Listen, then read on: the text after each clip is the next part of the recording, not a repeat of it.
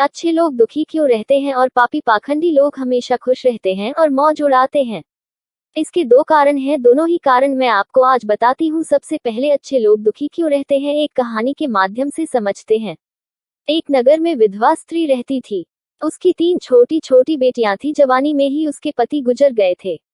तीनों छोटी छोटी बच्चियों को पालने का भार बेचारी उस अबला पर ढल गया। तीनों बच्चों को लेकर वह विधवा जाए तो कहाँ जाए, कुछ काम धाम भी नहीं कर सकती थी। ऊपर से समाज की उल्टी सीधी बातें उसे कुछ नहीं करने देती थी। बेचारी लाचार, उस महिला का कोई सहारा नहीं था। वह अपने पति को याद करके उन बच्चियों को जैसे तैसे पाल रही थी।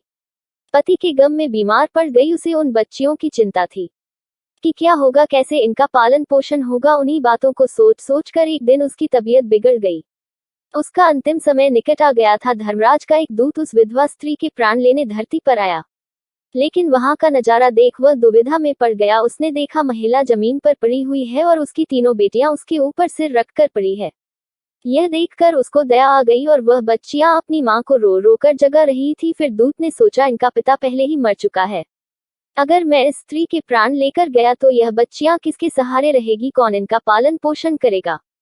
यह सोचकर वह देवदूत और स्त्री के प्राण लिए बिना ही लौट गया। धर्मराज कहता है, तुम तो उस स्त्री के प्राण लेने गए थे, फिर खाली हाथ कैसे आ गई। तब देवदूत कहता है, हे स्वामी, मेरी गलती को क्षमा करना, मैं चाहकर भी उस स्त्री के प्राण नहीं ला पाया।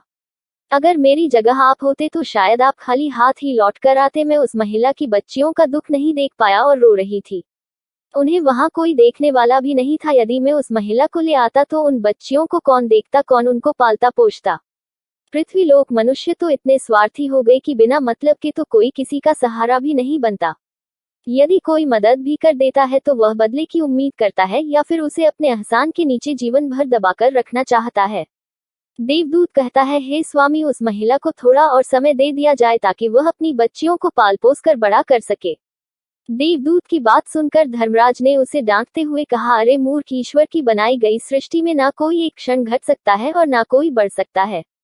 उसकी मर्जी के बिना ना उसे जीवन दे सकते हैं और ना समय से पहले मार सकते हैं।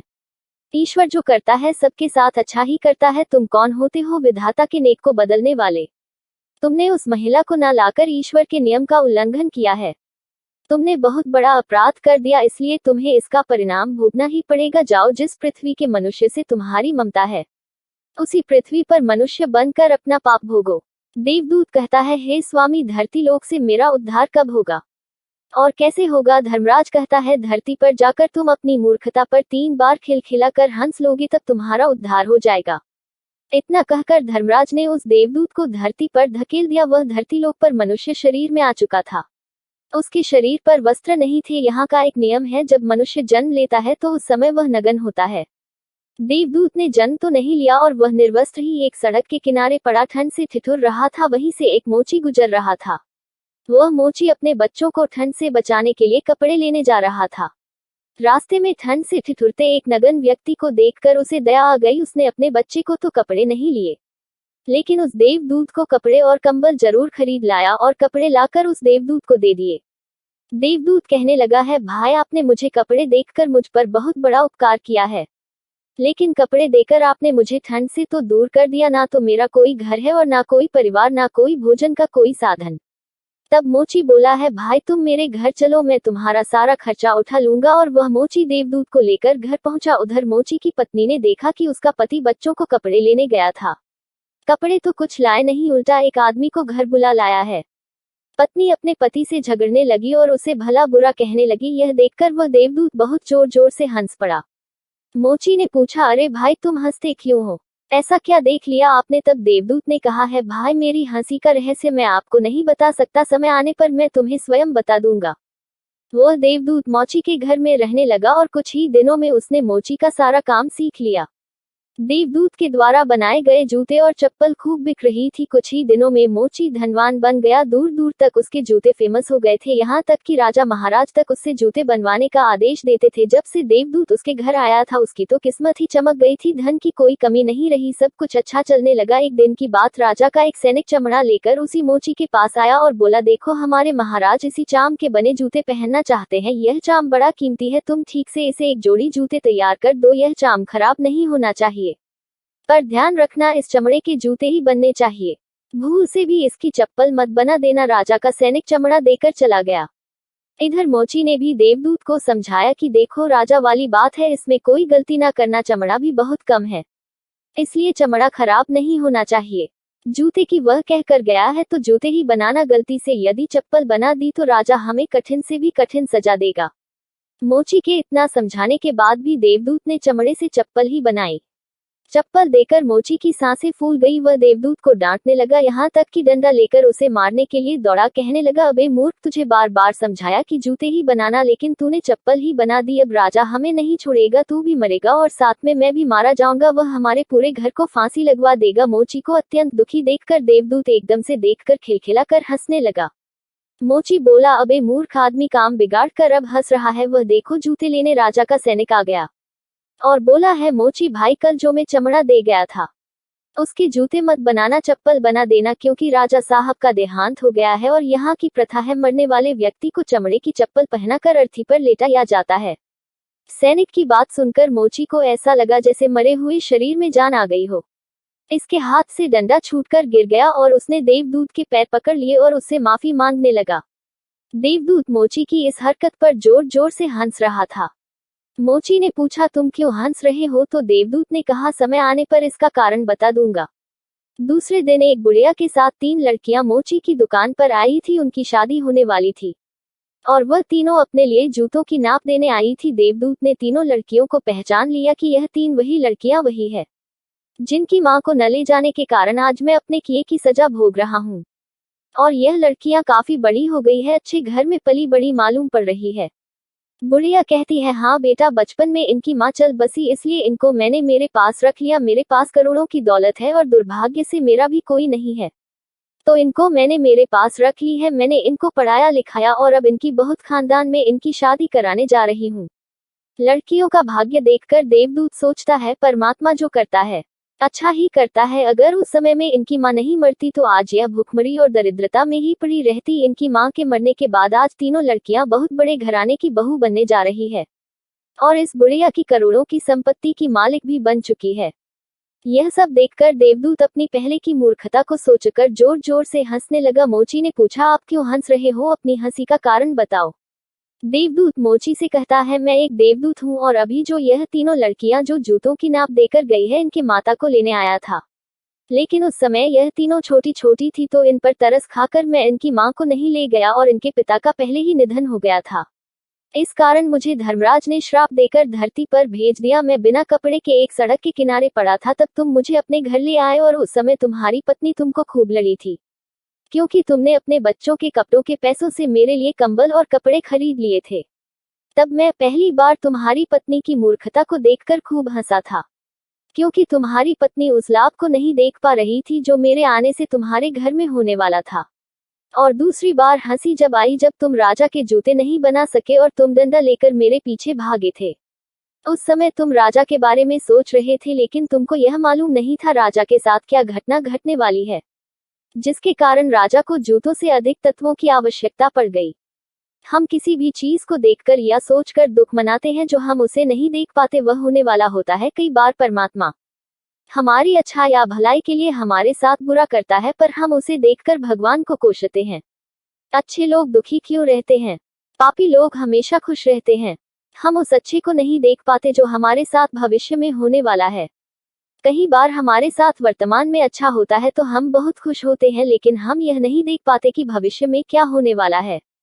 हमारे साथ हमेशा 2 तरह की घटना होती है, अच्छी और बुरी, लेकिन हमें हमेशा यह सोचना चाहिए भगवान जो करेगा अच्छा ही करेगा, यह सोचकर आगे बढ़ना चाहिए। अच्छे लोग दुखी इसीलिए रहते हैं कि अच्छे लोगों के साथ बाद में अच्छा हो सके।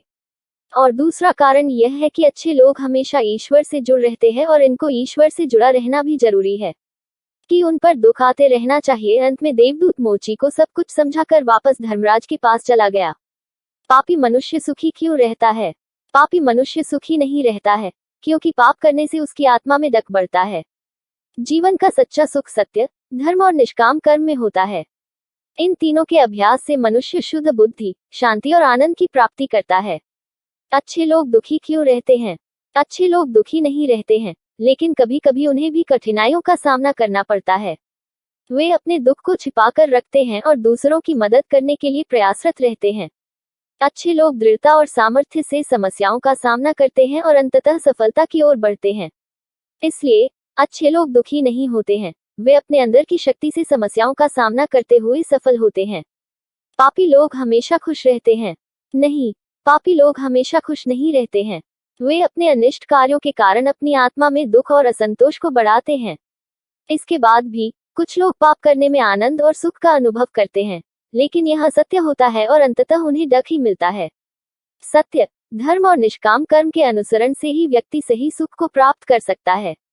सुखी मनुष्य कौन है? सुखी मनुष्य वह है जो अपने आसपास के लोगों के साथ प्रेम और सम्मान के साथ रहता है। वह व्यक्ति जो सत्य, धर्म और निष्काम कर्म में विश्वास रखता है और दूसरों की मदद करने के लिए तत्पर होता है। सुखी मनुष्य वह है जो सभी से प्रेम और सम्मान का व्यवहार करता है और सभी के भले के लिए प्रयास करता है। इस तरह का जीवन जीने वाला व्यक्ति शांति, सुख और समृद्धि का अनुभव करता है। सुखी व्यक्ति की क्या पहचान है? सुखी व्यक्ति की पहचान उसकी खुशी, संतुष्टि और आनंद होती है। वह व्यक्ति जो अपने जीवन के हर पहलू में संतुष्ट होता है, जीवन को एक उत्सव के रूप में देखता है और खुशियों को शेयर करता है। वह व्यक्ति जो संतुष्ट होता है अपनी जिंदगी में जो कुछ है, जो अपने साथ है उससे खुश होता है और उसे ज्यादा कुछ नहीं चाहता। सुखी व्यक्ति खुश रहने के लिए मजबूर नहीं होता, वह जीवन में अपने वास्तविक आनंद का आनंद लेता है। जिंदगी का सबसे बड़ा सुख क्या है? जीवन का सबसे बड़ा सुख है जीवन में अपने कर्तव्य को पूरा करना। जब हम अपने कर्तव्य को पूरा करते हैं तो हमारा मन संतुष्ट होता है और हम जीवन का आनंद लेते हैं। अपने कर्तव्य को पूरा करने से हम अपने जीवन में सफलता प्राप्त करते हैं जो हमें और अधिक उत्साहित करती है। इसके अलावा वैयक्तिक संतुष्टि, परिवार और मित्रों के साथ समय बिताना और सेवा करना जीवन के सबसे बड़े सुख हैं।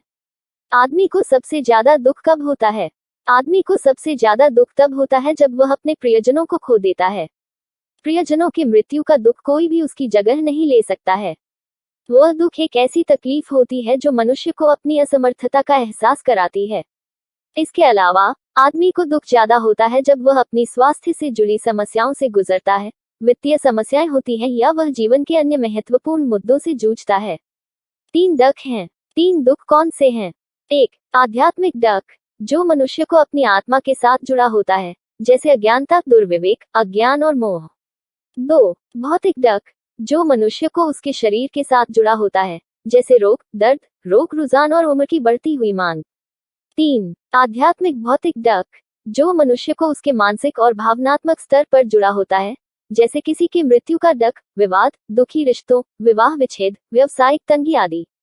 दुनिया में सबसे दुखी व्यक्ति का पता नहीं हो सकता है क्योंकि हर व्यक्ति अपनी अपनी जिंदगी में दुख और सुख दोनों को जीता है। दुख और सुख जीवन का नियम है जिससे कोई भी बच नहीं सकता। हालांकि हम यह कह सकते हैं कि उन लोगों में से जो भौतिक, मानसिक या आध्यात्मिक समस्याओं से पीड़ित हैं, वे दुखी होते हैं। इसलिए हमें उनकी मदद करनी चाहिए जिससे हम एक दूसरे के दुख को कम कर सकते हैं। दुख का मुख्य कारण क्या है? दुख का मुख्य कारण मानसिक, शारीरिक और आध्यात्मिक कारण हो सकते हैं। व्यक्ति के जीवन में उसके अनुभवों, संघर्षों, तनाव, समस्याओं, बीमारियों और अज्ञानता से उत्पन्न होने वाले कारण दुख का मूल हो सकते हैं। भौतिक और मानसिक तनाव भी दुख का मुख्य कारण होते हैं। साथ ही आध्यात्मिक अनुभवों जैसे कि निराशा, असफलता, विचारों में उलझन आदि भी दुख का मूल होते हैं। अगर आपको हमारी वीडियो अच्छी लगी हो तो हमारे चैनल को सब्सक्राइब करके बेल आइकन जरूर दबाएं। लाइक, शेयर, कमेंट करना ना भूलें।